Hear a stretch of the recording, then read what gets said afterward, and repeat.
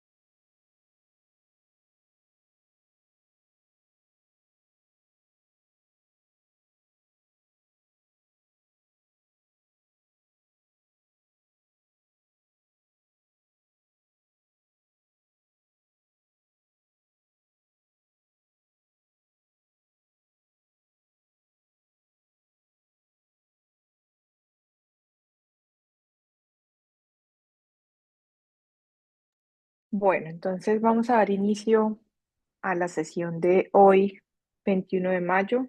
Muchas gracias a todos por ser puntuales y a los que ya están conectados. Bienvenidos a una nueva sesión de Detecto. Déjenme acá. Entonces, las siguientes dos sesiones, la sesión de hoy y la siguiente sesión de dentro de 15 días, de dentro de 2 semanas, van a estar dedicadas a la evaluación del algoritmo, a Detecto específicamente.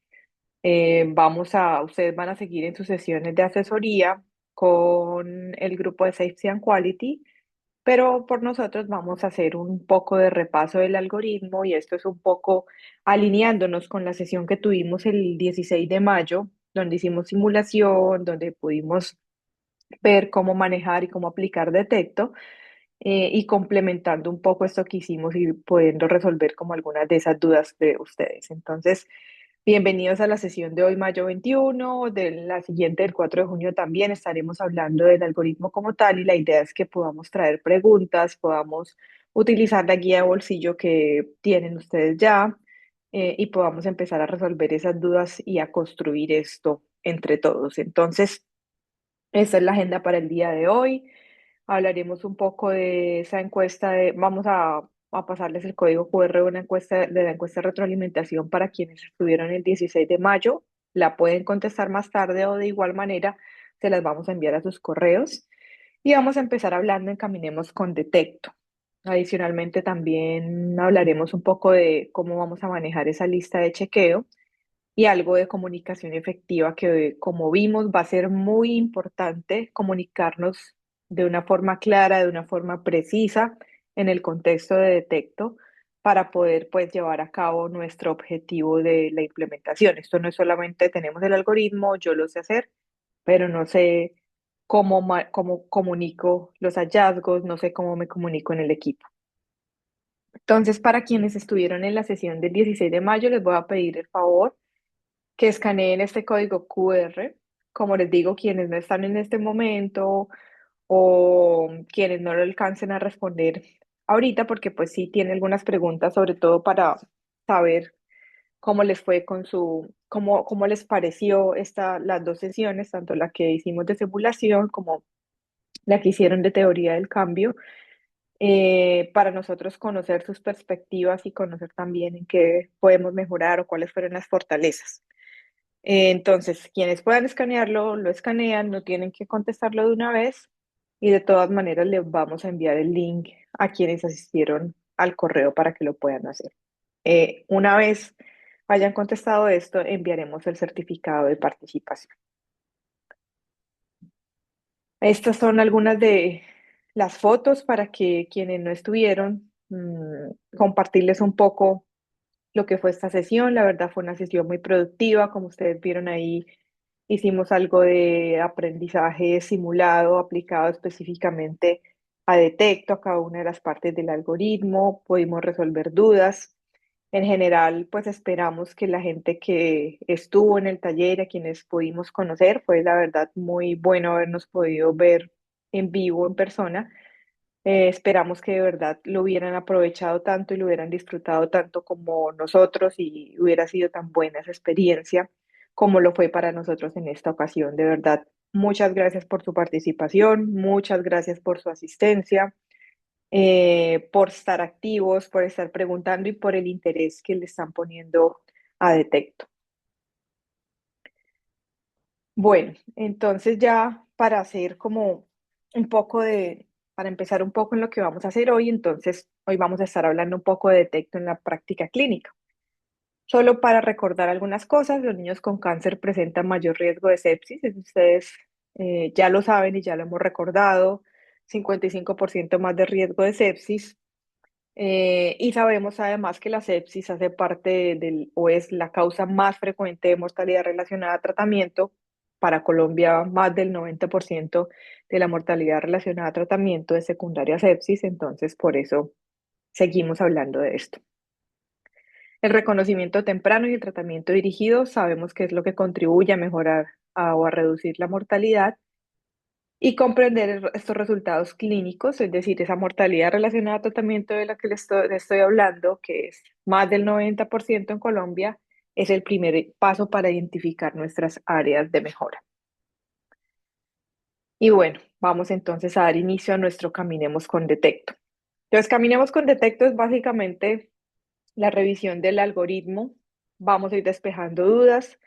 En esta sesión específicamente quisiéramos que puedan abrir sus micrófonos, preguntar activamente si tienen alguna duda en cómo hacemos esto, si tienen alguna duda en cómo podemos implementar esta parte o qué significa esto. Les pedimos que abran sus micrófonos en la medida que vamos avanzando en el algoritmo.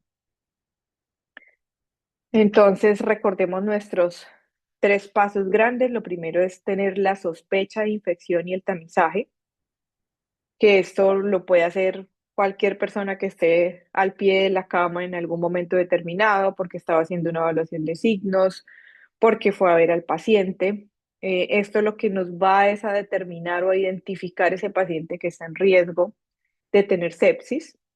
Luego viene nuestro segundo paso, que es activar el equipo de sepsis, como lo denominamos en el algoritmo, hacer una evaluación completa o 360 como lo ven ahí y clasificarlo de acuerdo al nivel de riesgo. Y finalmente, con esa clasificación, lo que hacemos es hacer el abordaje y el manejo con un tratamiento dirigido según pues, la clasificación que tenemos, que va desde tratar de identificar el foco con hemocultivos, evaluar la disfunción multiorgánica con otros laboratorios y hacer un manejo de soporte con oxígeno, antibiótico terapia, líquidos y vasoactivos según lo requiere el paciente. Todo esto con el objetivo de mejorar los desenlaces clínicos y como ustedes lo ven acá, específicamente para nosotros la mejoría de los desenlaces clínicos es la parte más temprana. Entre más temprano yo aprenda a sospechar ese compromiso por sepsis, entre más temprano detecte este paciente, seguramente mis desenlaces clínicos van a ser mejores. Entonces, el primer paso, hoy nos vamos a enfocar en solamente dos pasos, la sospecha y el tamizaje, y la activación del equipo de sepsis y clasificación como lo tenemos en el algoritmo. En la siguiente sesión nos encargaremos de la parte final. Seguramente hoy hablaremos un poco de qué se hace en cada uno de los casos que vamos a tener, pero en la siguiente sesión hablaremos más como específico, paso por paso, o sea, integramos un poco esto de forma rápida y vemos paso a paso qué significa estar en alerta de choque o qué significa estar en alerta de sepsis. Hoy nos vamos a enfocar en esto. Pero de acá dos cosas importantes. Primero, la sospecha de sepsis, que la hace todo el mundo que se acerque a un niño con cáncer que esté hospitalizado. Entonces, va a evaluar estos tres puntos, si tiene hipotermia o fiebre, si tiene taquicardia o si el niño no tiene fiebre, pero tiene una sospecha de un foco infeccioso. Si tiene alguna de estas tres cosas positivas, vamos a hacer el tamizaje. Y si tiene el tamizaje es positivo, vamos a hacer una activación del equipo de sepsis. Esto es, grosso modo, la primera parte y la voy a ir desglosando en las siguientes diapositivas. Entonces, cuando hablamos de específicamente, estamos pensando en sepsis y con esa mortalidad de la que hemos hablado, entonces esto se empieza o se convierte en una emergencia. Y en esta emergencia que nosotros tenemos cuando el paciente tiene sepsis, una de las cosas más claves o uno de los puntos y los aspectos más claves es tener en cuenta el tiempo. Por eso, las personas con las que compartimos el 16 de mayo se llevaron un cronómetro para sus centros, que va a ser ese reloj con el que vamos a empezar a utilizar en nuestros centros para empezar a contar el tiempo desde que yo tamizo al paciente y me sale positivo y le hago todas las intervenciones. En este escenario de sepsis específicamente, el tiempo que nosotros logremos hacer las intervenciones, el tiempo que logremos detectar tempranamente, va a ser lo que nos va a mejorar esa mortalidad, el tiempo que yo me demore en iniciar antibiótico, si tengo que iniciar vasoactivo, el tiempo en que me demore poner el primer vasoactivo o el primer bolo, va a determinar el pronóstico que va a tener este paciente. Entonces, hablábamos un poco que la idea de sensibilizar con tener esa sospecha en la cabeza es que marca la diferencia entre que alguien fue a valorar al paciente por X o Y motivo a la 1 de la mañana, se dio cuenta que tenía algún signo para infección, activó el tamizaje, activó el equipo de sepsis y el niño a las 4 de la mañana ya logra estar estable clínicamente. Si tenía que ir a la unidad porque pues ya estaba en un estado avanzado, fue, pero seguramente 1 o 2 días en la unidad de terapia intensiva y se descaló, o se logró estabilizar y no tuvo que ir a la unidad, terminó su tratamiento antibiótico y pudo continuar con su quimioterapia. Es la diferencia entre que esto pase a que de pronto a la 1 de la mañana alguien lo vio, pero pues como fue como algo de rutina, no se dio cuenta que había sucedido alguna de estas cosas y de pronto a las 7, 8 de la mañana vuelven a pasarle ronda y ya ven un niño que está somnoliento, con mala coloración en la piel, con llenado capilar retardado y que está en malas condiciones. Seguramente va a tener que ir a la unidad de cuidado intensivo, pero con unos resultados que no van a ser los mismos. Posiblemente puede terminar en un fallecimiento, puede terminar en una disfunción multiorgánica, muchos días en UCI, retraso de la quimioterapia y demás. Entonces es muy importante concientizarnos de eso. Si tenemos esto todos metidos en la cabeza, si detecto se vuelve para nosotros ese gatillo, ese disparador de una alarma, va a ser muy importante porque eso al principio nos va a parecer trabajo, como, ay, sí, tengo que empezar a contar el tiempo, ay, sí, tengo que empezar a mirar a este niño todo esto todas las veces, pero en el largo plazo nos va a dar resultados. Entonces, esos tres puntos que veíamos de la sospecha va a ser como ese gatillo, como ese disparador, como ustedes lo quieran ver, está bien, que lo va a poder realizar cualquier persona, sea la enfermería, sea el médico, sea el residente, el mismo interno que a veces va a hacer una evaluación de este paciente.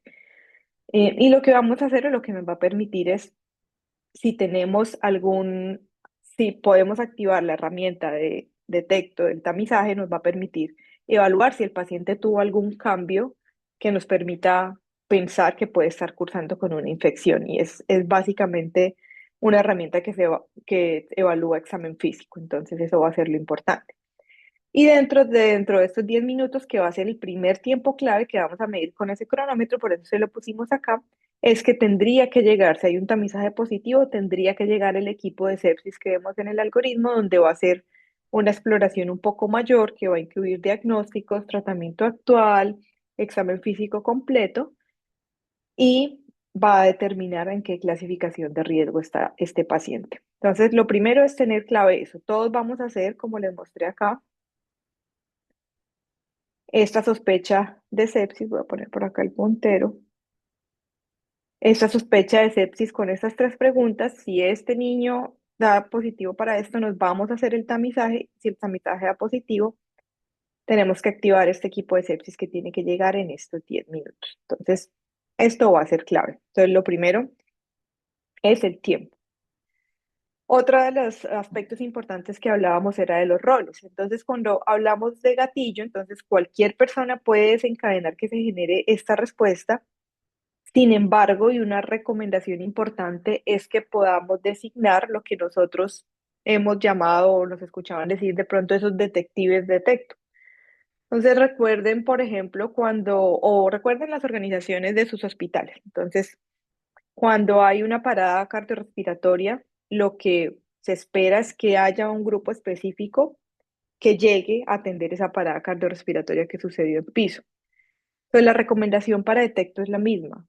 En cada turno, en cada cambio de turno que hay en piso, entonces, que el equipo que va a estar de turno en ese piso sepa si un niño tiene una sospecha de sepsis, un tamizaje positivo para sepsis, quién es el médico y quién es el enfermero o enfermera encargada de ir a donde ese paciente.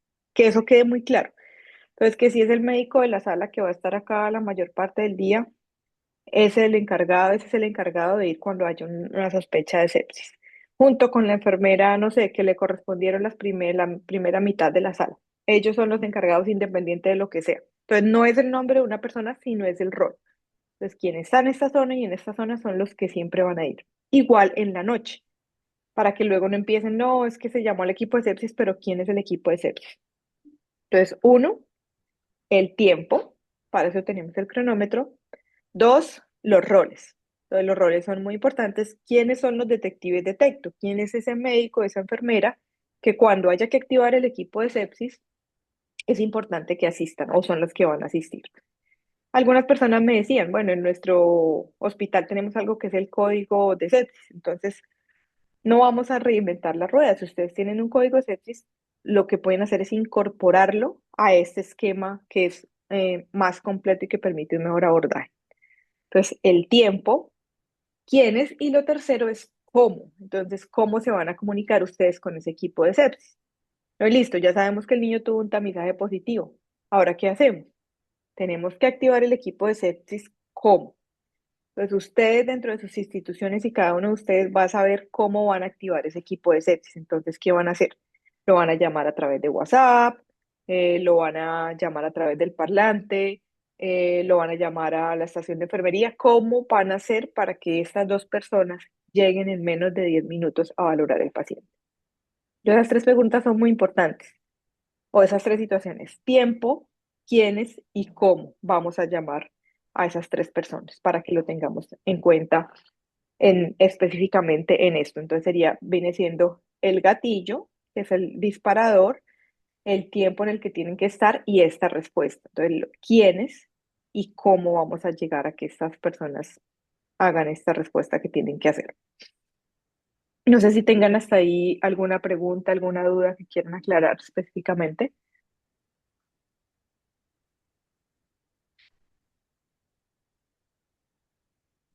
No. Bueno, entonces continuamos. Yo sí No tengo veo una tampoco pregunta. Sigue adelante. Este, por ejemplo, aquí nosotros en el Hospital General, por turno solo tenemos 3 enfermeras y un pediatra. Entonces, ese detective detecto puede ser o tiene que ser, supongo, la enfermera a cargo en ese momento de ese paciente, ¿no? Entonces, Es, las tres enfermeras deberían ser los detectives, ¿no? o estoy mal, ahí sí. Eso lo pueden definir ustedes internamente. La recomendación es que sea un rol específico. Entonces, si son tres enfermeras y no sé, se distribuyen por camas. Entonces, la primera está de la cama 1 a 10, la segunda de la cama 11 a 20 y la tercera de la cama 21 a 30. Entonces, ¿quién va a ser el detective de detecto? Se lo pueden definir. O va a ser la enfermera que va a estar en la mitad, es decir, la de la cama 10 a la 20. Ella siempre es la que va a contestar el llamado de la activación del equipo de sepsis, independiente de si es las camas que le corresponden o no. O ustedes lo pueden definir, ¿no? Entonces, el detective de detecto va a ser siempre el mismo médico, pero la enfermera acompañante va a ser la enfermera que está con esa cama específicamente. Lo mejor para estandarizar sería que fuera un rol específico. Entonces, la persona que está en tal zona es la que sí va a atender a ese paciente, la persona que está en la atención de la mitad de las camas, por decirlo de alguna manera, por poner algún ejemplo, más el médico de hospitalización. Entonces, eso sería para estandarizar, porque de pronto entonces, no sé, en un niño se activa un código de un detecto, se necesita el detective detecto porque se va a activar el equipo de sepsis y no sabemos si era la que lo había visto en la mañana, en el cambio de turno o qué era lo que pasaba. Entonces es mejor estandarizar como el rol como tal. Entonces la enfermera que va a estar en tal zona es la que se va a encargar siempre. O ustedes también lo pueden decidir, si ven que lo más fácil para ustedes es que sea la enfermera encargada del paciente, también lo pueden hacer de esa manera. Digamos que esa flexibilidad se puede tener, pero lo que más se recomienda en estos escenarios es estandarizar. Ok, gracias. Bueno, gracias a usted por la pregunta. Entonces, para repetir, entonces, cuando hacemos la sospecha de sepsis, entonces la sospecha va a ser en la evaluación rutinaria de los signos vitales o en la evaluación rutinaria de este paciente. Entonces, hay unos criterios que dependen de la temperatura, es o tener hipotermia, tener fiebre, según esta definición, o si el paciente no tiene fiebre, pero hay una sospecha clínica de sepsis porque tenga un foco infeccioso que se ha pensado, porque venía con alguna lesión en piel o porque venía con síntomas urinarios, con síntomas respiratorios, aún si no tiene fiebre, o sea, si hay una sospecha por parte del clínico que diga sí, la probabilidad de que ese niño tenga infección es alta, o si presenta taquicardia. Entonces, o tenemos los criterios de la temperatura, o tenemos los criterios que no implican temperatura, pero que implican otros cambios fisiológicos que nos hablan de infección.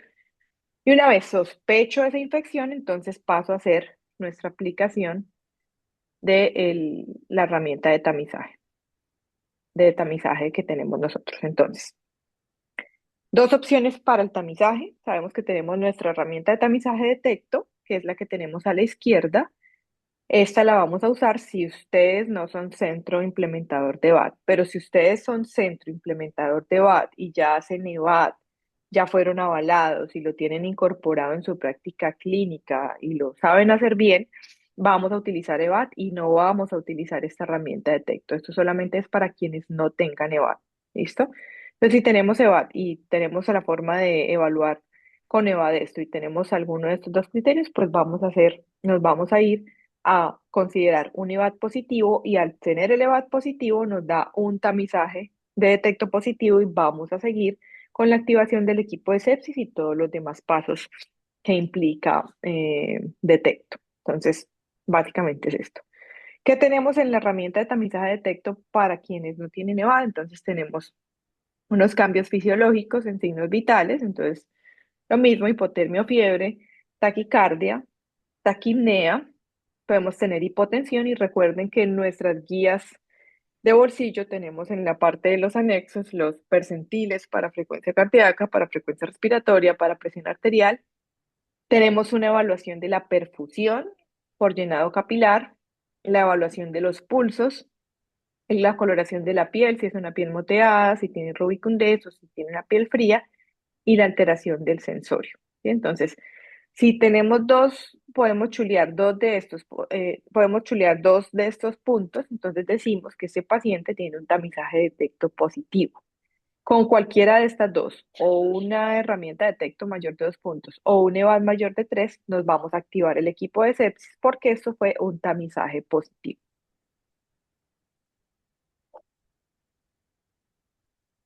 Y es importante pues que tengamos esos tablas que tenemos de los percentiles, pues porque sí es importante esto, a diferencia de los adultos, no tenemos un punto de corte que digamos después de acá todos son taquicárdicos o después de esto todos son taquipnéicos o todos son hipotensos, sino como lo vemos acá, los signos vitales en los niños sabemos que cambian de acuerdo al punto donde nos encontremos. Entonces, sí es muy importante que tengamos, que aprendamos a manejar esas tablas de percentiles que van a ser muy útiles, sobre todo para ser un poco más objetivos. Pues en esa herramienta de detecto, de tamizaje, tenemos la oportunidad o la posibilidad de ver la frecuencia cardíaca, de ver la frecuencia respiratoria y presión arterial con unos puntos de corte que ya están especificados. Sin embargo, hay otras evaluaciones que incluyen ese tamizaje que seguramente van a requerir que tengamos un entrenamiento. Entonces, hablando en general, sabemos que si podemos tomar una frecuencia cardíaca, una frecuencia respiratoria, una presión arterial y las comparamos con unas tablas, vamos a saber qué es normal y qué se sale de esa normalidad. Sin embargo, dentro de su proceso de implementación habrá algunas herramientas que van a tener que empezar a entrenar en el personal que de pronto pudiera carecer de entrenamiento, porque pues a nosotros mismos se nos puede Gracias. dificultar, como por ejemplo la evaluación de un llenado capilar. Entonces ya les voy a hablar un poquito de esto. Eso solamente para recordar lo que les decía, esto lo tenemos en nuestras herramientas. Gustavo, creo que me ha ido. Nomás. Por favor, les recomendamos que mantengan sus micrófonos en silencio. Bueno, entonces, eh, como lo vemos acá, entonces acá, esto es lo que tenemos en nuestro anexo, por ejemplo, acá está el número de anexo donde lo tenemos, nuestras tablas de percentil 95 para taquicardia, eh, lo mismo para taquipnea, entonces esto también lo vamos a tener ahí, no nos vamos a concentrar en esto, es solamente para que lo recordemos y también para presión arterial. Pero les decía, entonces, si tenemos unas tablas para esta evaluación, pues es relativamente sencillo que podamos hacer una comparación entre lo que tiene mi paciente y entre lo que yo estoy observando. Sin embargo, hay otras herramientas que van a requerir entrenamiento y una de estas es el compromiso de la perfusión.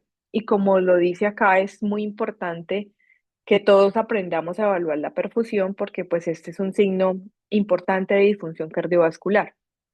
Entonces, hablábamos un poquito de esto cuando estuvimos haciendo la simulación y es, al principio seguramente cierto personal solamente pues se dedica a la toma de signos vitales, pero en la medida que todos nos vayamos entrenando en todos los aspectos de la herramienta de detecto, va a ser más fácil que aquella persona que sospechó la infección pueda hacer el tamizaje, porque pues sabe cómo hacer cada uno de los pasos y pueda decir, bueno, este paciente además de taquicardia tiene una perfusión anormal porque tiene un llenado capilar de más de 3 segundos. Entonces, este es un tamizaje positivo y va a informar rápidamente, activar un equipo de sepsis y pasa lo mismo. Entonces, el tiempo que acortamos entre poder identificar que este paciente tiene sepsis y que yo pueda hacer todas las intervenciones.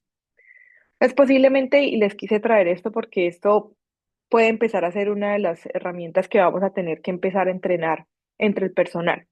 Entonces ustedes lo pueden entrenar a hacer entrenamiento en pequeños grupos, entre ellos mismos se pueden empezar a evaluar la perfusión. Em, y les voy a solamente un video ilustrativo corto de cómo hacer esa evaluación de la perfusión, si esto me deja activarlo en un segundo.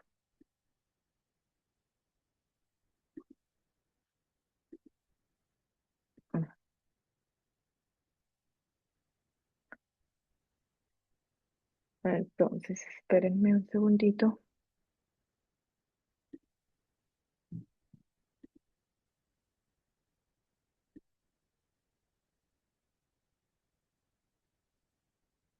Mm, Ya, un segundo para compartir esta pantalla.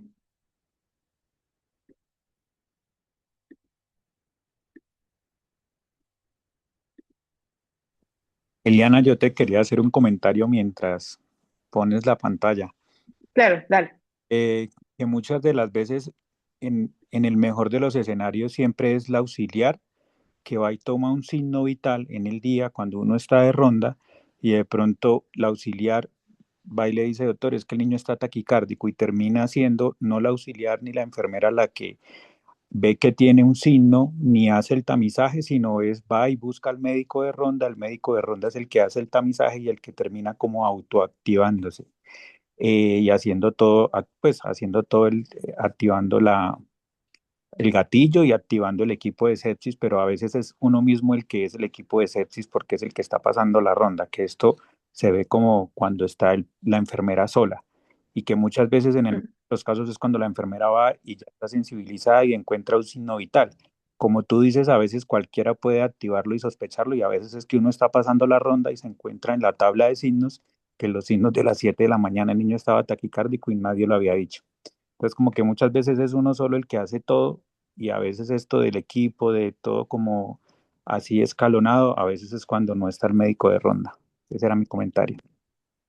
Perfecto, y muy bueno tu comentario porque precisamente cuando estandarizamos estos procesos es que logramos que se mejore la atención y que se disminuya la mortalidad al final. ¿Por qué? Porque lo que tú dices, el niño estaba taquicárdico desde las 6 y las 7 de la mañana y nadie se había dado cuenta. Si la auxiliar hubiera estado sensibilizada, si la auxiliar hubiera estado entrenada en ella misma poder hacer el tamizaje y llamar al médico que le correspondía, seguramente no hubieras tenido que detectarlo tú cuando pasaba la ronda. Pues justamente por eso es tan importante nombrar esos detectives de texto. E independiente, si tú fuiste el que lo activó y hiciste el tamizaje, también debes, no, vas tú con los residentes, qué sé yo, debes enseguida llamar a la enfermera que está a cargo de ese equipo de sepsis y al médico si ya tienen determinado que va a ser ese equipo de sepsis, porque seguramente tú lo detectaste, pasas la ronda, vas a estar en ese momento, pero seguramente no te correspondía a ti, vas a tener que seguir viendo a los otros pacientes. Tiene que haber alguien que esté a cargo de ese paciente y que le vaya a seguir haciendo la monitorización, esté pendiente de los resultados y de los laboratorios.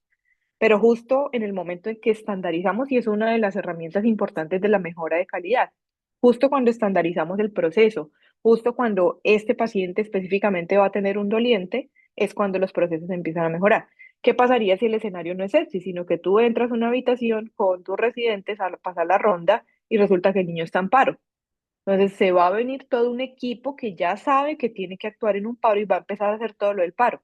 Tú en ese momento tendrás que pasar al siguiente paciente, pues harás lo que te corresponde en tu momento, pero tendrás que pasar y habrá alguien, un equipo que tiene que quedar encargado. Entonces lo importante es sí, uno lo activa, uno hizo el tamizaje porque estaba haciendo la ronda, pero tiene que tener siempre un doliente que va a estar pendiente de los laboratorios, que va a estar pendiente de los cultivos y de todo el proceso del seguimiento de este paciente. Pero claro, eso es lo más común que pasa en estos casos y muchas gracias por el comentario.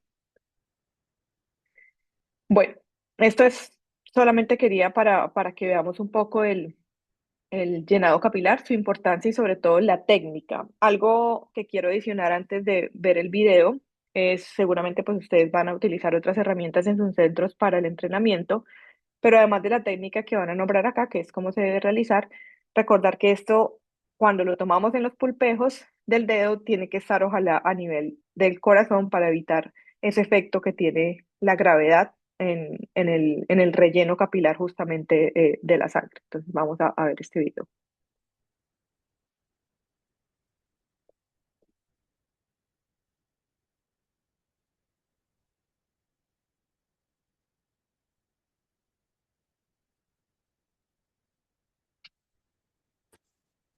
El volumen, Eli. ¿No se escucha? No, doctora, no se escucha. Oh, lo siento. Espérame un segundo. Ajá.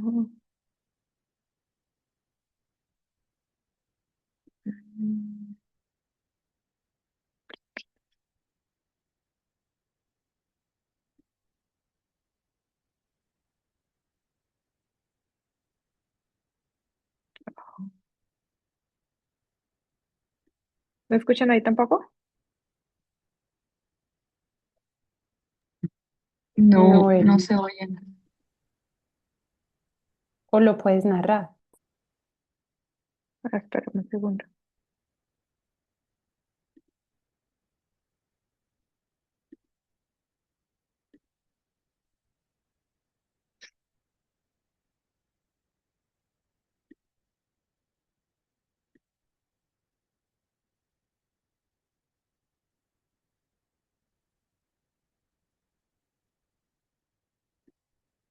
El tiempo de relleno capilar tiene varias utilidades Ahora, ¿escuchan? Sí, ahora sí. Ok. en la práctica clínica. En primer lugar, es un marcador de hipoperfusión tisular en el shock séptico, pero también se puede utilizar como guía para la resucitación de los pacientes. Lo podemos medir en el pulpejo de los dedos, de las manos o de los pies, pero en algunas poblaciones especiales como los niños y los neonatos podemos utilizar otras áreas anatómicas como el esternón o la frente. En cuanto a los valores normales de tiempo de relleno capilar, son considerados menor o igual a 3 segundos, pero es importante tener en cuenta que algunas poblaciones como los adultos mayores tienen tiempos un poco más prolongados que rondan los 4 segundos. En cuanto a la técnica, se va a llevar a cabo en el pulpejo de los dedos, principalmente el dedo índice y el dedo medio. Lo que vamos a hacer es ejercer una presión durante al menos 10 segundos. Esta presión la podemos ejercer tanto con un dedo como con un portaobjetos. Y una vez cumplido este tiempo vamos a soltar y con un cronómetro vamos a medir el tiempo en segundos que tarda el dedo en volver a su coloración normal.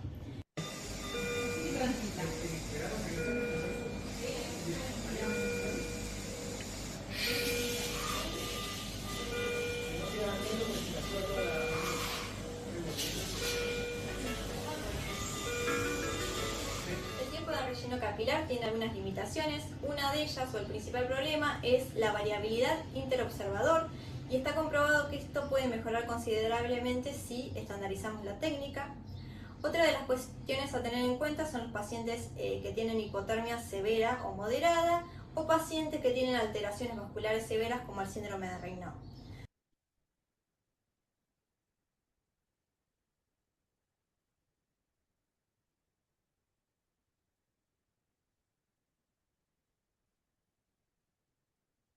Bueno, entonces básicamente quería que miráramos ese video porque sí fue una de las dudas que surgió y que es claro que pues es un entrenamiento que, como ustedes ven, a uno le dicen, sí, el llenado capilar, y a todos nos parece que eso es súper sencillo, vamos y le miramos, pero muchas veces no sabemos cuánto tiempo hay que hacer la técnica, dónde debe estar ubicada la mano, dónde lo debemos hacer, y qué cosas pueden influir en eso. Entonces, por eso es importante, y como yo les decía, esto es algo que en principio va a requerir entrenamiento. No podemos llegar a decir, bueno, todos háganle llenado capilar, todos mírenle los pulsos y miremos a ver cuánto nos da. Si queremos estandarizar el proceso y si queremos hacerlo bien, pues tenemos que empezar a utilizar ciertas ayudas cognitivas que nos van a permitir que todo el mundo lo haga. Y como nos hacían en el comentario ahorita, qué bueno si, por ejemplo, el auxiliar, la que está sensibilizada, tiene el punto a punto cómo hacer este tamizaje y nos dice, nos llama, equipo de sepsis, los llamo porque este paciente tiene el llenado capilar de 5 segundos, y tiene taquicardia y además lo encontré con fiebre. Entonces, seguramente este paciente es un tamizaje positivo y los llamo a ustedes para que vengan a hacer la evaluación. Entonces, es muy importante, es uno de los signos más importantes. Entonces, vamos a mirar acá algunos casos que pues pudiéramos tener.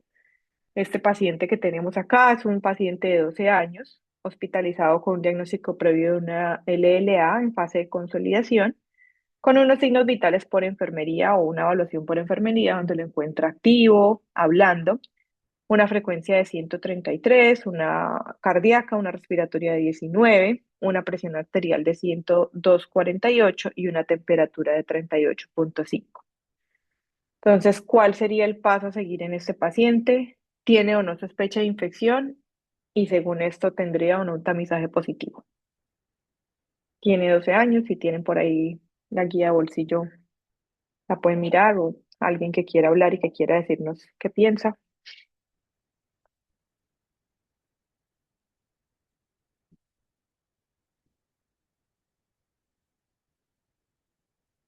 o que quiera escribir en el chat, también se vale.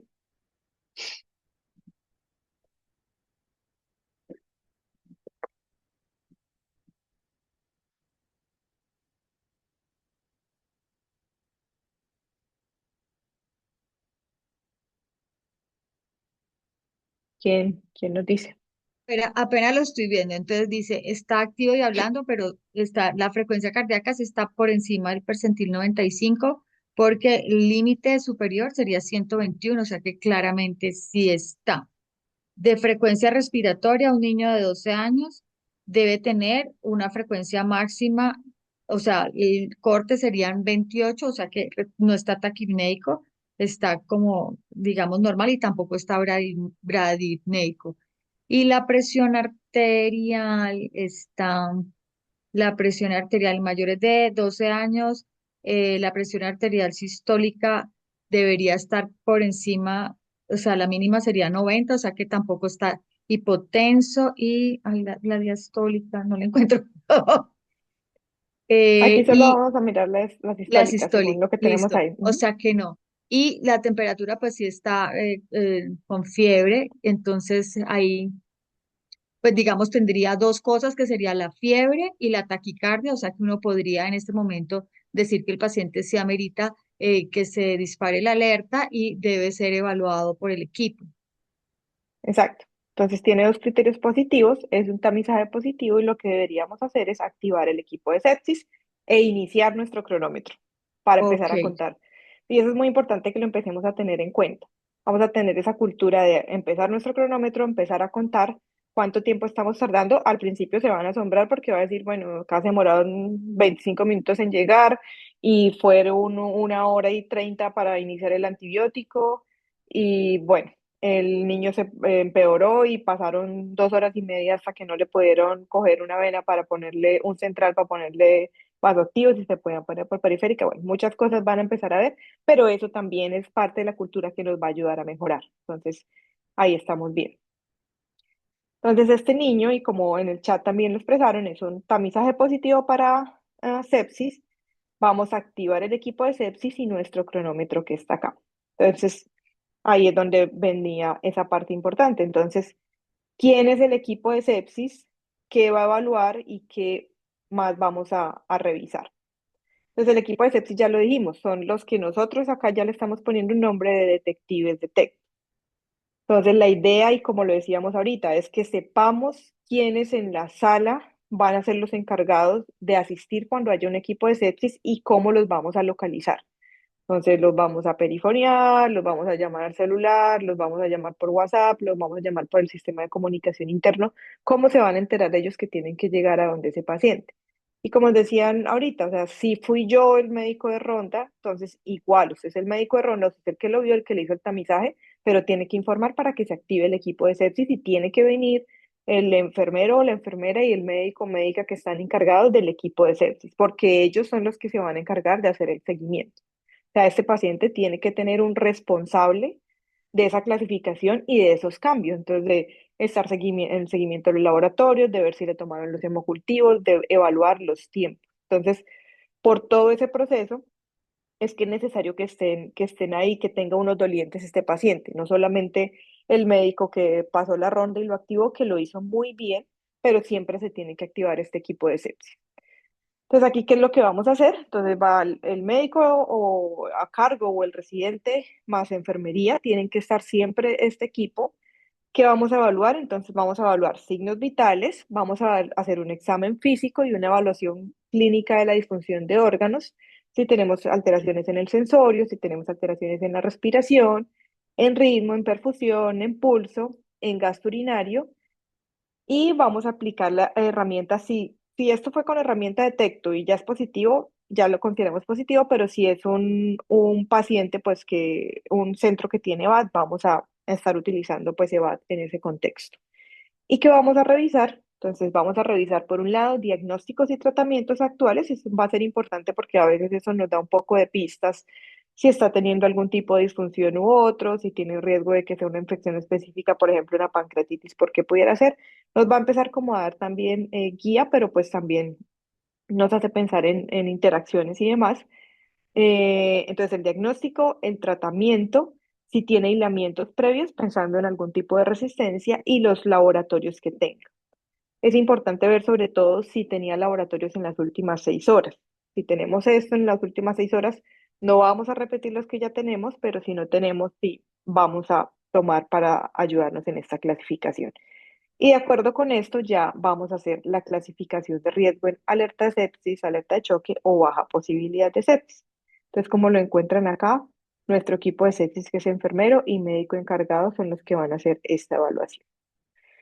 Entonces ya dijimos que tenemos la ventana de 10 minutos y ojalá esto se nos quede ahí bien grabado, que es el tiempo en que yo activo el tamizaje, en que digo el tamizaje es positivo y activo el equipo de sepsis por el medio que quisiera hacerlo o que terminamos en nuestro centro que lo vamos a hacer y hacemos esta evaluación que tenemos acá, ¿sí? Lo que debemos revisar en la historia clínica y lo que queremos es diagnosticar la sepsis y clasificar el riesgo. ¿Cómo hacemos esta evaluación o esta evaluación física, este examen físico? Entonces, es igual también lo que siempre se recomienda es tratemos de estandarizar. Si yo decido, y lo van a encontrar en su lista de chequeo, y ahorita vamos a tener un poco de cómo se va a hacer esa evaluación de lista de chequeo.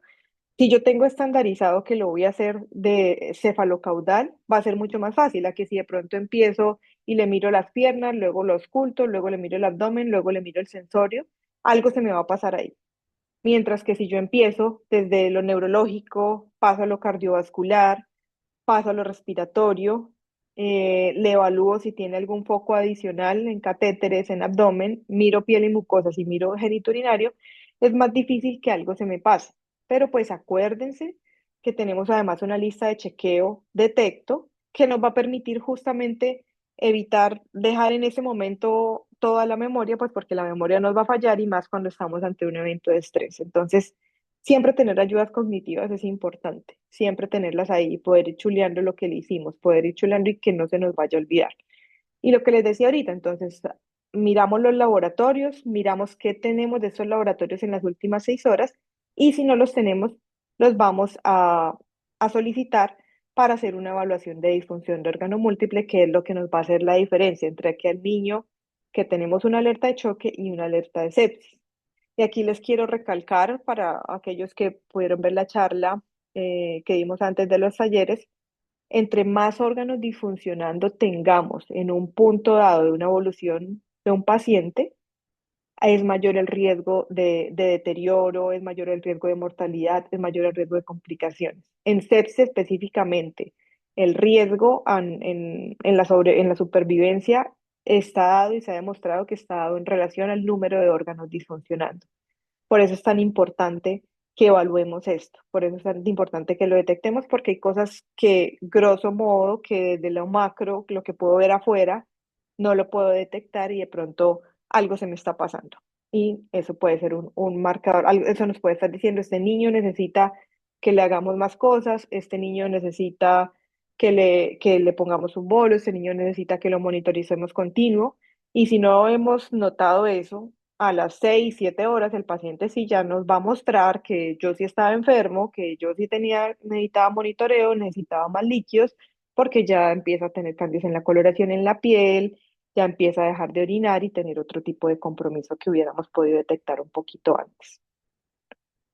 Y entonces ya vamos a hacer nuestra clasificación.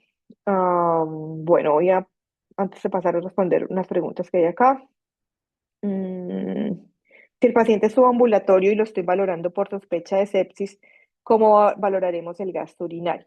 ¿O será la medición a partir de ese momento? Es una muy buena pregunta porque justamente no en todos los centros tenemos, ya si es ambulatorio o incluso hospitalizado, no en todos los centros se tiene una evaluación del gasto urinario por horario, a menos que esté en una unidad de cuidado intensivo, en una unidad de cuidado intermedio, que sí hace parte de la monitorización, pero en la hospitalización como tal, incluso muchos pacientes no tienen valoración del gasto urinario.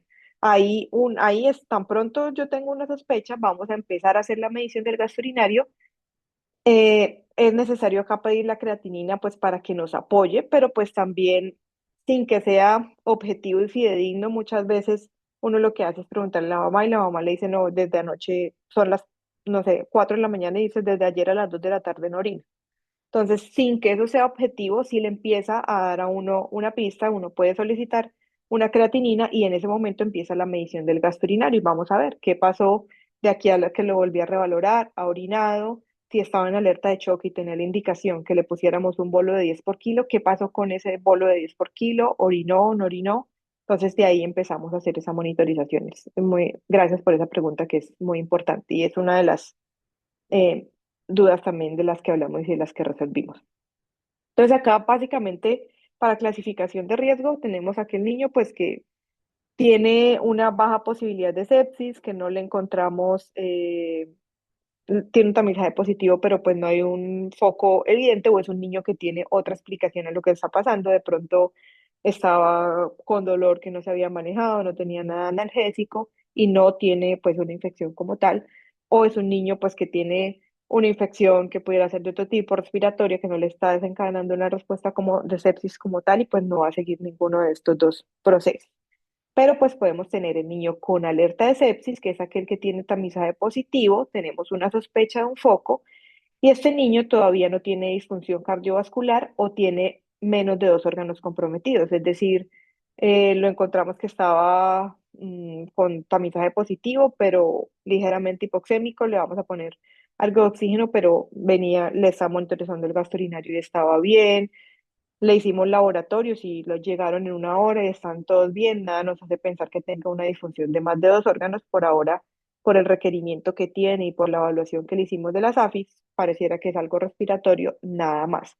Este niño le iniciamos sus antibióticos en la primera hora, le buscamos el foco e igual le vamos a hacer evaluación de disfunción orgánica múltiple por lo que decíamos. O sea, si encontramos que tiene más de dos órganos en disfunción, ya pasa al escenario de alerta de choque y ya es un niño que requiere más vigilancia.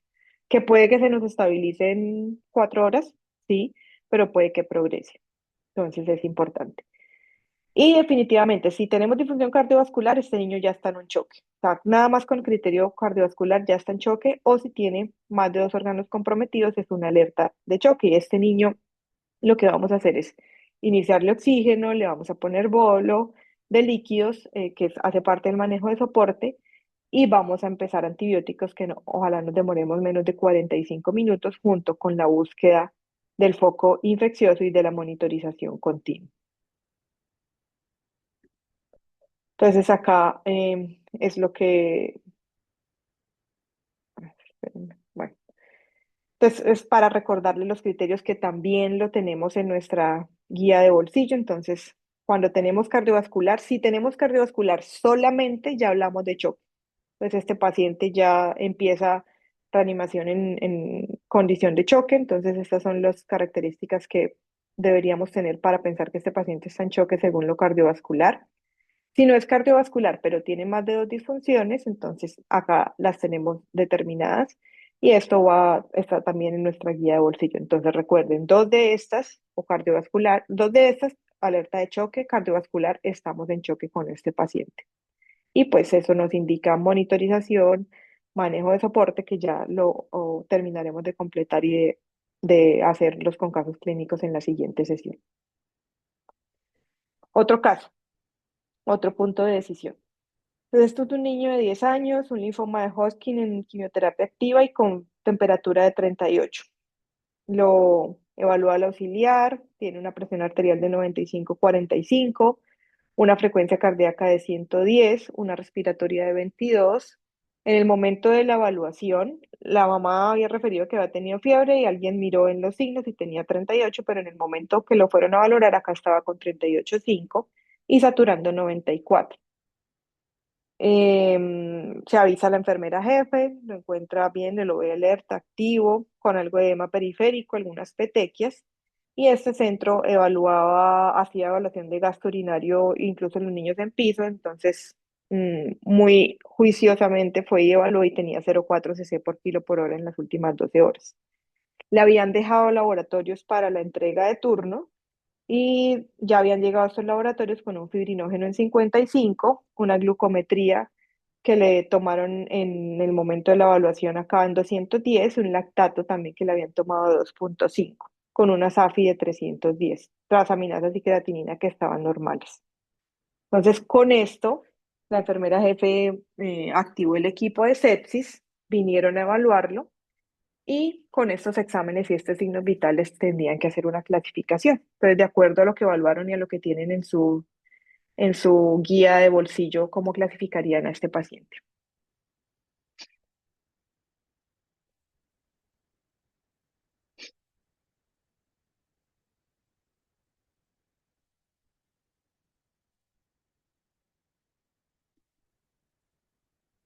Entonces, ahí veo en el chat que nos están diciendo que alerta de choque séptico. Entonces, ¿qué criterios tendríamos ahí? Creo que varios.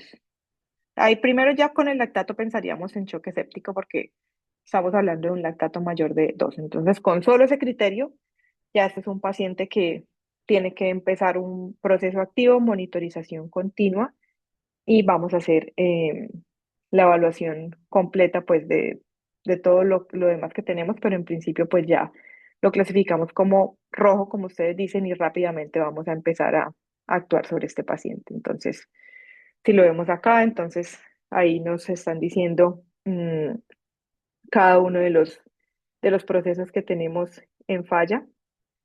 Em, y bueno, básicamente esto es lo que tendríamos.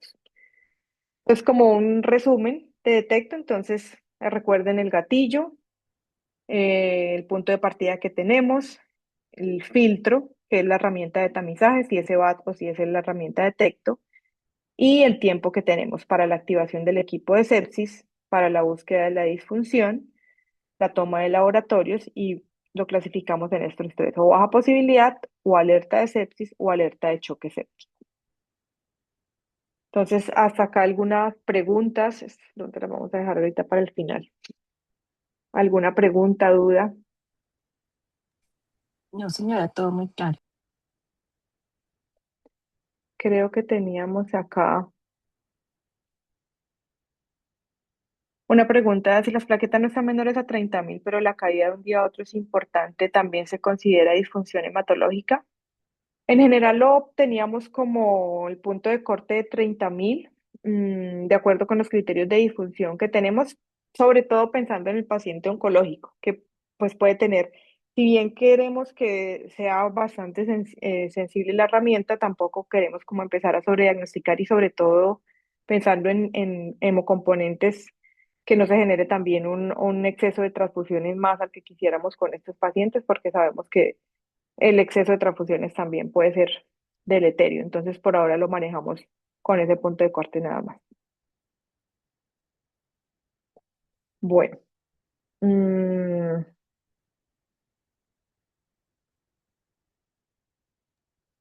entonces la segunda parte que teníamos, algo muy corto, que seguramente ya lo hablamos, pero Luisa nos va a hacer un rápido recordatorio de esta lista de chequeo. Hola, buenas noches.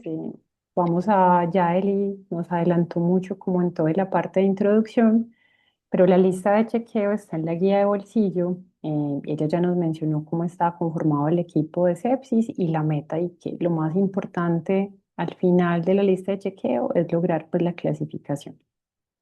Eli, regálame la siguiente, por favor. Algo que vimos en el taller y que casi siempre pasa en estos escenarios es que las listas de chequeo son muy importantes porque son herramientas estructuradas. En general, cuando se activa un equipo de sepsis, un equipo de respuesta rápida, es un momento de alta presión en el que muchas veces las ayudas cognitivas nos ayudan a facilitar los procesos. Cuando usamos esta lista de chequeo, que es la lista número 1, inmediatamente después del tamizaje positivo, ¿para qué nos sirve? Para garantizar que ningún signo clínico, es una estrategia que nos guía para que no se nos pase, así como dijo Eliana, en la evaluación clínica estructurada, ningún signo de hipoperfusión y llegar a la clasificación correcta, porque si omitimos uno de esos signos puede que nos cambie la clasificación de nuestros pacientes fácilmente. ¿Quién la va a completar? El equipo de sepsis y qué define al final, ya lo vimos. Entonces, las listas de chequeo nos organizan nuestra acción y protege al paciente en un momento de alta presión para el equipo médico. A grandes rasgos, esto es lo que evalúa, como ya Eliana no lo mencionó, los signos vitales, cómo está la escalada en el centro de evaluado, el examen físico uno a uno, teniendo muy presente como cada uno de los signos que nos pueden estar hablando de hipoperfusión en nuestro paciente y los paraclínicos disponibles en las 6 horas, en las últimas 6 horas, o si no los tiene, pues solicitarlos para poder completar los criterios de disfunción orgánica. Regálame la siguiente, Eli. Entonces, sabemos, un tamizaje positivo, en los próximos 10 minutos el equipo de sepsis debe estar a la cama del paciente, empezando con la lista de chequeo en mano, toda la evaluación estructurada. Dame la siguiente, Eli, por favor.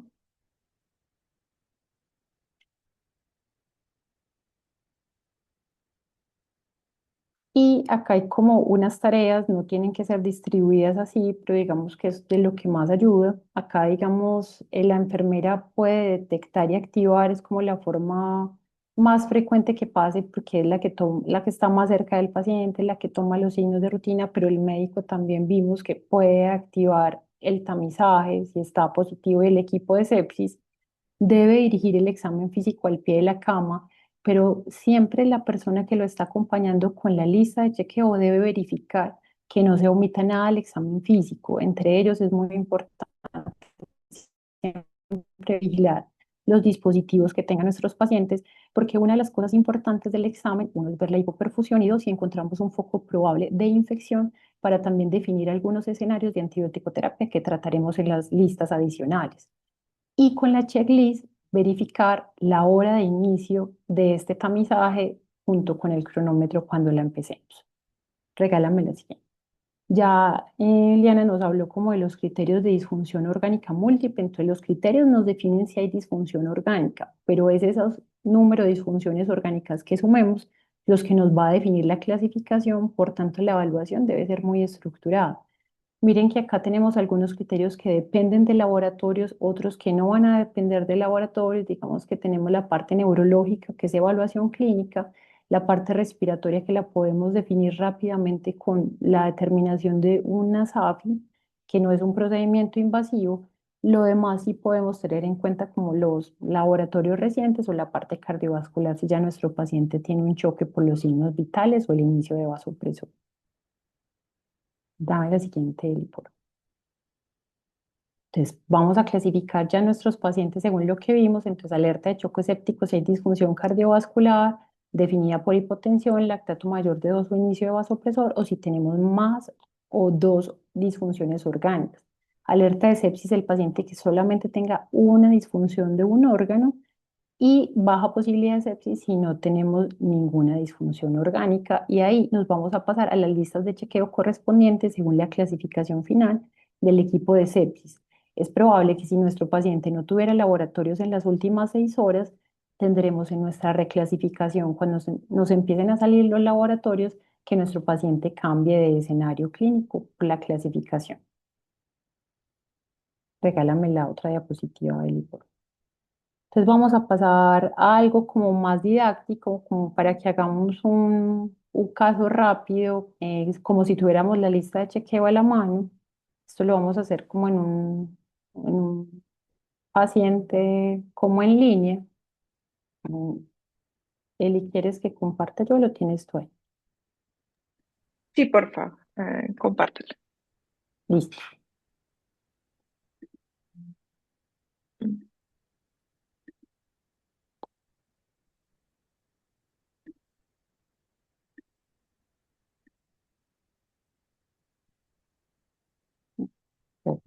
Un segundito.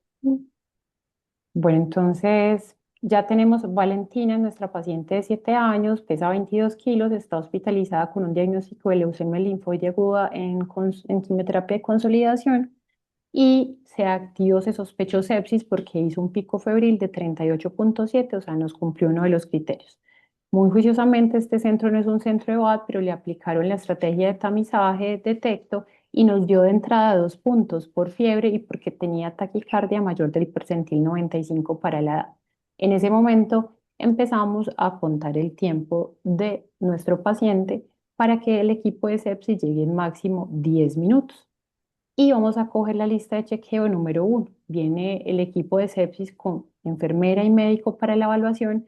La guía de chequeo nos guía en lo que debemos hacer. Evaluamos muy bien los signos vitales, ya tenemos la identificación del paciente completo. Si tenemos escala, la aplicamos en este momento y empezamos un examen físico al pie de la cama. En este caso, Valentina no tenía ningún déficit neurológico, el llenado capilar adecuadamente evaluado era de menos de 3 segundos, la piel estaba rosada, no había ninguna alteración ni en los pulsos, ni en la parte respiratoria ni abdominal, teníamos un adecuado gasto urinario y lo único que encontramos en el examen es una mucositis grado 1. El PIC que tenía no tenía ningún cambio de inflamación, no había pues como nada adicional a la mucositis, entonces podemos chulear el examen físico. Ya de acá tenemos que pasarnos a la parte de los paraclínicos, entonces vamos uno a uno. con la jefe, si tenemos un residente, un auxiliar de enfermería, verificar cómo están esos resultados para ver si hay disfunción orgánica o no. Entonces, Valentina en este caso nos reportan una hemoglobina en 8, unas plaquetas de 45.000, estaba neutropénica. Esas plaquetas por ahora no nos puntúan para disfunción hematológica. Nos reportan rápidamente un lactato que estaba bien en 1,4, una glucometría rápida que le hicimos que nos salió en 95. Le hicimos una SAPI que estaba normal, estaba sin oxígeno suplementario, saturando bien. En las pruebas hepáticas sí tenía Valentina una alteración de la AST y la LT, estaban mayores de 100, entonces acá ya nos puntúa para disfunción hepática. La creatinina estaba bien y teníamos un buen gas urinario, coagulación sin alteraciones, le pedimos una PCR que estaba elevada y Valentina no tenía aislamientos previos. Entonces, uno a uno vamos chuleando todo lo que la lista de chequeo nos ayuda para la clasificación final. Entonces, en este caso, ¿cómo clasificaríamos a Valentina teniendo en cuenta su condición hemodinámica, sus hallazgos al examen físico y los laboratorios? A la final, ¿qué clasificación le pondríamos a ella según detecto? ¿Alerta de choque séptico, alerta de sepsis o baja posibilidad de sepsis? Acá están Eh, diciendo amarillo. Amarillo. Amarillo. Vamos a darle amarillo, vamos a mirar. Entonces, amarillo, entonces no es alerta de choque séptico, ya vimos que no cumple criterios. Amarillo sí, ¿cierto? Que es una paciente con tamizaje positivo y una disfunción orgánica, en este caso la hepática. No es baja posibilidad de sepsis. Y ya de ahí tendríamos que coger la lista de chequeo para alerta de sepsis, pero que la vamos a tratar en la próxima sesión. Listo, Eli, ya voy a dejar de compartir.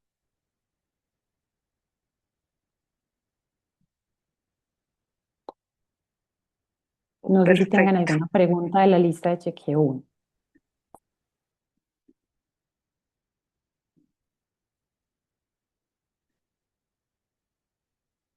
Bueno, perfecto. Muchas gracias. De esto que vieron que presentó Luisa, les tendremos una sorpresa pronto de una herramienta que seguramente nos va a ayudar. Y vamos a cerrar con algo corto pero muy importante, de la importancia de la comunicación del equipo de sepsis en estos dos pasos que ya vimos. Entonces, ¿por qué es importante comunicarnos bien y qué estrategias podemos usar para esto? Y tenemos la jefe Mónica que nos va a hablar de este tema. Adelante, jefe. Bueno, buenas noches, un placer estar con ustedes. Voy a tratar en estos 5 minutos restantes, tratar de resumir rápidamente esta sesión y realmente por qué es tan importante que nos podamos comunicar correctamente en el equipo de sepsis. Adelante, doctora. Esta es una diapositiva que nos la mostró la doctora Paula en la primera sesión que tuvimos desde que iniciamos todo este proceso de capacitación virtual y ella nos hablaba de las características o de las 7 Cs que hacen parte de los equipos efectivos en mejora de mejora continua de la calidad. Y uno de ellos, que es el que específicamente vamos a hablar el día de hoy, es el de la comunicación. Adelante, doctora. Entonces, ¿qué es la comunicación? Es esa facilidad que tenemos, primero, de compartir información que sea útil, que sea clara, que sea precisa y sobre todo en el momento oportuno y a las personas adecuadas. ¿Cómo logramos que esa comunicación cumpla esos requisitos que les acabo de mencionar? Hay diferentes líneas o estrategias. Yo les pido que tengan su teléfono a la mano para que puedan hacer reacciones a medida que yo les hago preguntas para que de alguna manera conozcamos los centros. La primera recomendación que hacen los expertos en comunicación es algo que se llama comunicación en bucle cerrado, pero también tiene otro nombre que lo pueden encontrar en la literatura como comunicación en asa cerrada. ¿Y qué significa esa comunicación en bucle cerrado? Doctora, ¿le puedes dar enter, por favor? Listo. Esa comunicación en bucle cerrado quiere decir ese diagrama que acaba de aparecer ahí. Es una comunicación que se cierra en cuanto el emisor confirma que el receptor haya entendido correctamente la indicación. Es decir, no basta solamente con que el médico diga hay que ponerle un bolo de tanto, sino que el médico diga jefe, hay que ponerle un bolo de tanto cc en tanto tiempo y entonces la enfermera lo que hace es que repite esa indicación que acaba de recibir y el médico confirma o correcto o adelante o sí, jefe, es lo que hay que hacer.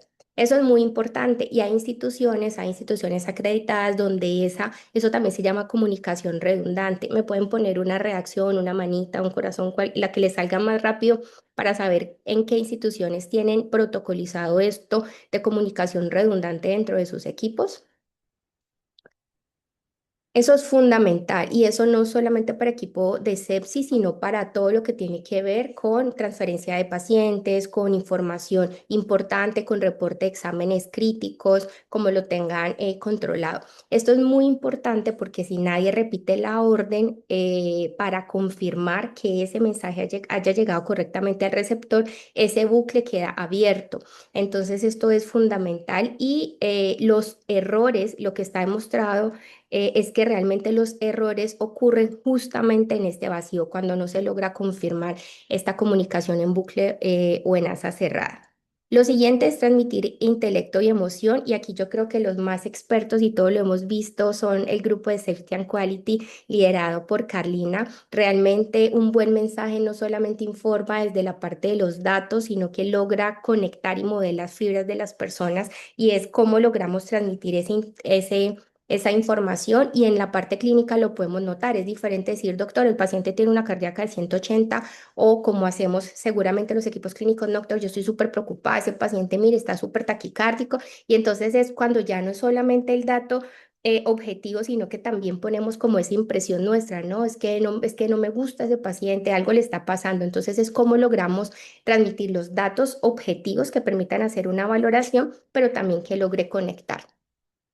Y por último, otra, digamos, de las herramientas o de las cualidades que tiene que tener la comunicación es la expansión de fronteras. Y aquí no estamos hablando de la expansión de fronteras a otros países, a otras ciudades o incluso dentro de la misma institución, sino algo que es muy importante en los equipos clínicos, y es esa capacidad de comunicar mucho más allá de esas divisiones tradicionales, invisibles o jerárquicas que existen en las instituciones. Y me gustaba mucho porque por fuera de la actividad que ustedes tuvieron, lo hablaba con Facundo, y era que es precisamente como el objetivo del cara de papa, ¿no? Porque aquí nos olvidamos de los títulos y de los roles y todos podemos hablar de lo mismo porque no hay como esa estructura jerárquica invisible. ¿Y esto qué garantiza esta expansión de fronteras? Que la jefe nueva o la auxiliar nueva le pueda hablar sin problemas al médico intensivista o al subespecialista, o que el grupo nocturno se comunique de la misma forma bien, igual que el grupo que hace el grupo diurno, el equipo clínico, o que incluso también se comuniquen disciplinas que antes nunca se comunicaban. Y esto yo creo que todo lo hemos visto, esta interdisciplinariedad, y ojalá llegáramos realmente a hacer una transdisciplinariedad, que es donde se rompen como esas barreras del conocimiento, y entonces hay comunicación con infecto, con intensivo, con pediatría, con hematoncología, con enfermería, con auxiliar de enfermería, con los administrativos, para que vengan y nos apoyen estas herramientas. Entonces es como parte o el resumen muy grande de lo que es comunicación. Doctora, siguiente, por favor. Yo les voy a poner unos ejemplos muy prácticos, y esto también va enlazado a lo que la doctora Eliana les mencionaba hace un momento, porque ella hablaba de unos términos claves. Ella hablaba específicamente de gatillo. Nosotros aquí lo tenemos como disparadores o gatillos, y esto es para resumir porque ella ya lo había mencionado. Un disparador es una palabra que cualquier miembro del equipo, independientemente de la profesión, debe poder decir e inmediatamente reconocerla o asociarlo con algo. Entonces nosotros en el algoritmo de texto tenemos unos disparadores que son términos que están estandarizados. Y aquí, ¿cuál es la invitación? Es a promover únicamente el uso del lenguaje estandarizado en detecto. Un disparador, un gatillo, es un estímulo que va a activar o va a desencadenar una respuesta. Entonces, ¿cuáles nuestros disparadores o términos gatillos que tenemos? Sospecha de sepsis, ¿cierto? Ese es el lenguaje que debemos utilizar. Y lo que esperamos que no se utilice, o lo que va a reemplazar expresiones como: ese paciente está raro, no me gusta cómo está, se está poniendo mal, es que no lo veo tan bien como cuando llegué. Esos son los mensajes que vamos a evitar, y vamos a utilizar específicamente esos disparadores gatillos. Ya llevo 6 minutos. El tamizaje positivo para sepsis es otro disparador. Aquí lo que va a reemplazar es que este paciente cumple con varios criterios, está alterado, tiene algo, este paciente podría estar infectado. Y la puntuación del EVAD. Tengo un paciente con EVAD de 3 puntos o tengo un paciente con un EVAD rojo de 5 puntos. Eso es un disparador gatillo que me va a desencadenar una respuesta. Pero ese lenguaje estandarizado, miren, es fundamental y eso evita que se presenten situaciones con los pacientes que incluso como lecciones aprendidas en que uno estamos comunicando lo mismo, pero estamos utilizando un lenguaje que no es estandarizado y seguramente puede favorecer que no se hagan las cosas correctamente como fieles a la intervención que se está esperando producir. Doctor, ¿la puede dar siguiente, por favor? Esto es solamente como para ubicarlos, qué es lo que se recomienda en el paso 2 que nos lo explicó la doctora, que es en la activación del equipo de sepsis. Siguiente, por favor. Y entonces aquí básicamente la recomendación es, ¿qué es una frase ancla en comunicación? Una frase ancla, o sea, ya vimos un concepto importante, bueno, hemos visto varios. El segundo concepto importante que vimos fueron los disparadores y gatillos. Ahora, una frase ancla es una frase, es un punto fijo y reconocible por todos los miembros del equipo. O sea, cuando todos los miembros del equipo, independientemente si están en Tijuana, en Montería, en Neiva, en Bogotá, en Medellín, para todas las instituciones va a significar lo mismo, se eliminan ambigüedades, no importa en dónde hable o en qué institución esté. Entonces, para el caso de nosotros, como lo vimos con la doctora Eliana cuando lo presentaba, ¿qué es una frase ancla? Por ejemplo, activo equipo de sepsis. En ese momento, todos sí o sí tenemos que iniciar a contabilizar esos 10 minutos, ¿verdad? Entonces, una vez se activa el equipo de sepsis, es una frase ancla que significa lo mismo para todos los centros de texto. Y hay otra frase ancla, siguiendo avanzando en la siguiente parte del algoritmo, y es una vez se ha hecho la clasificación final, después de hacer esa valoración al pie de la cama, de haber revisado los exámenes de laboratorio, los signos vitales, el examen físico y demás. Cuando el paciente se clasifica en esas 3 clasificaciones que define el algoritmo de TECTO, o sea, o baja posibilidad de sepsis, o alerta de sepsis, o alerta de choque séptico, alguna de esas 3 son una frase ancla. Entonces, la invitación es a utilizar este lenguaje tal cual como lo dice el algoritmo y evitar los otros términos. El paciente o tiene una probable sepsis o puede ser, o el paciente está choqueado, el paciente está crítico, no, porque eso también favorece, perdón, ok, y eso también favorece la mejor adherencia al algoritmo. Siguiente, doctora, porfa. Esta vez, ya con esta diapositiva termino y hay una estrategia muy importante en comunicación y aquí también quisiera pedirles a los centros que por favor envíen un emoji o una reacción o levanten la mano para saber quiénes tienen implementados o quiénes están familiarizados con SBAR en sus instituciones. Porque en muchas instituciones, sobre todo que tienen acreditaciones internacionales, la herramienta SBAR hace parte de nuestro día a día. Nosotros, por ejemplo, lo tenemos implementado para la entrega de turno. Yo no puedo entregar turno sin un documento, lo que antes escribíamos, cada quien escribía en su papelito todo lo que le estaban entregando al paciente. El SBAR es una estrategia muy importante que tiene esta secuencia lógica donde se aporta la siguiente información. SBAR es el acrónimo de las siguientes palabras: situation, background, que son los antecedentes, el assessment, que es la evaluación que se hace, y la R hace parte de recommendation o lo que hay que hacer o los planes a futuro. ¿Para qué se utiliza SBAR? Para entregar pacientes, entrega de turno, para trasladarlo del piso de hematoncología a la UCI o para hacer una interconsulta, para todo. Una síntesis de SBAR bien hecha puede durar entre 60 a 90 segundos porque le garantiza que usted diga la información oportuna, que fue lo que dije en mi primera diapositiva, a la persona indicada, la información precisa y que no ni diga información de más o que usted se quede corto en la información que está aportando. Entonces, ¿cómo aterrizamos esto? Al final tengo un ejemplo para mostrarles cómo lo podemos hacer con un ejemplo claro en Detecto. La situación tiene que ver actualmente qué es lo que está pasando, el antecedente, la evaluación y la recomendación. Se vería algo como así. Entonces, yo estoy informando un paciente con tamizaje positivo para sepsis a las 18:50, a las 17:50 horas, ¿cierto? Entonces, la B de background, de antecedentes, ¿qué sería? Es un niño con un diagnóstico, una LLA, 8 años de edad, está en el día, dependiendo el día o en la fase en la que esté de posquimioterapia, el paciente está neutropénico o no está neutropénico. ¿Cómo entregamos la información de la evaluación? El paciente fue clasificado como alerta de sepsis o como choque séptico. Los hallazgos del examen físico decimos que es lo relativo, que es lo más importante, y en examen de laboratorio lo más importante. La recomendación es, a partir de lo que tenemos en el algoritmo, si es soporte respiratorio, líquidos endovenosos, antibióticos, cultivos, laboratorios complementarios, necesidad de traslado a UCI, coméntelo con UCI, o hacer una próxima reevaluación en determinado tiempo a partir de ese algoritmo y lo que hemos encontrado con ese paciente.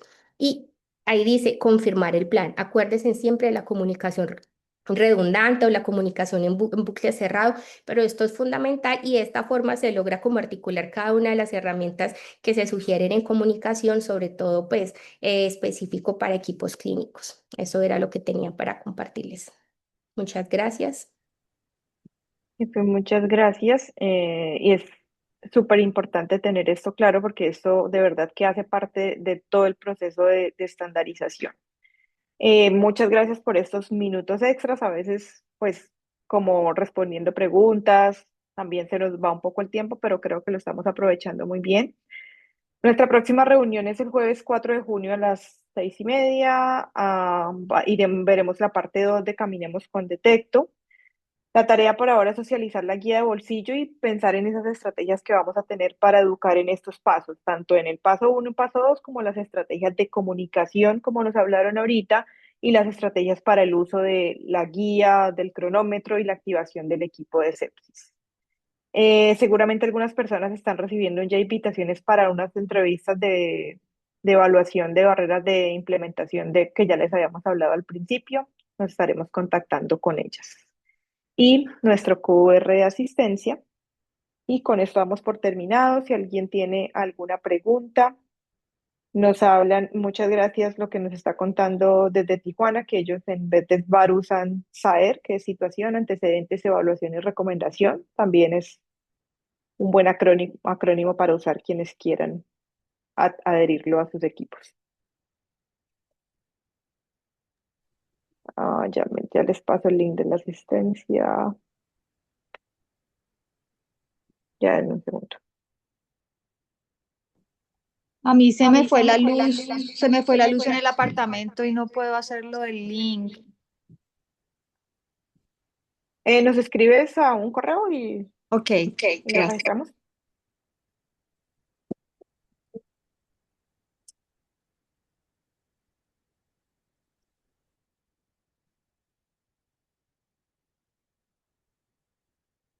Ya les pongo un segundito el link.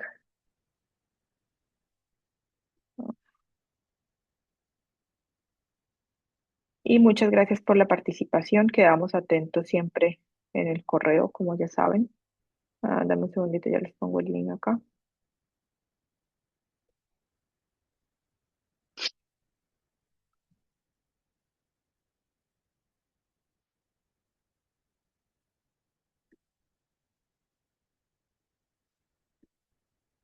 Y que tengan muy buena noche todos. Hasta luego, muchas gracias. Hasta luego. Gracias.